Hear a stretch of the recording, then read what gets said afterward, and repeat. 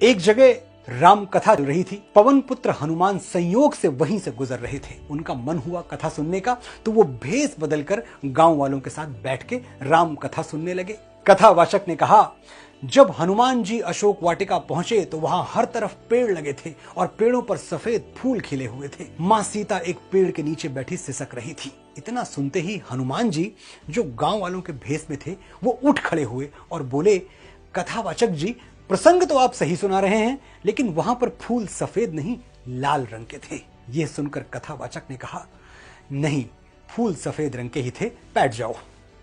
हनुमान जी अपने वास्तविक स्वरूप में आ गए और बोले, मैं स्वयं पवन पुत्र हनुमान हूं, मैं ही गया था अशोक वाटिका, मैं कह रहा हूं कि फूल लाल रंग के थे। कथावाचक ने फिर उन्हें प्रणाम किया और बोले, महावीर, वहां फूल सफेद ही थे। अब हनुमान जी बहुत आहत हो गए। उन्हें अच्छी तरह से याद था कि फूल लाल रंग के थे। हनुमान जी तुरंत भगवान श्री राम के पास पहुंचे, उनसे कहा, प्रभु, वो कथावाचक बता रहा है कि अशोक वाटिका में फूल सफेद रंग के थे, जबकि फूल तो लाल रंग के थे। मैंने देखा था, मैं वहां था। श्री राम मुस्कुराए और बोले, हनुमान, फूल सफेद रंग के ही थे। अब हनुमान जी को बड़ा गुस्सा आया। वो कॉन्फिडेंट थे कि फूल लाल रंग के थे। उन्होंने कहा, अरे आपको क्या पता भगवान, आप तो वहां थे ही नहीं। मैं माता सीता से पूछता हूं, वो थी वहां। हनुमान जी माता सीता के पास गए। माता सीता पूरी बात सुनकर मुस्कुराई और बोली, हनुमान, अशोक वाटिका में जो फूल थे वो सफेद रंग के ही थे। अब हनुमान जी एकदम बेचैन हो गए।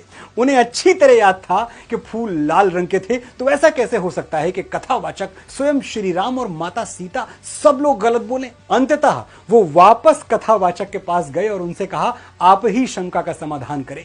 कथावाचक ने कहा, मेरे पूज्य बजरंगबली, अशोक वाटिका में फूल सफेद रंग के ही थे, लेकिन अपनी माता जगत जननी मां सीता को वहां यातना में, कष्ट में देखकर आपकी आंखों में क्रोध से रक्त उतर आया था, इसीलिए आपको सफेद फूल भी लाल दिखाई दे रहा था।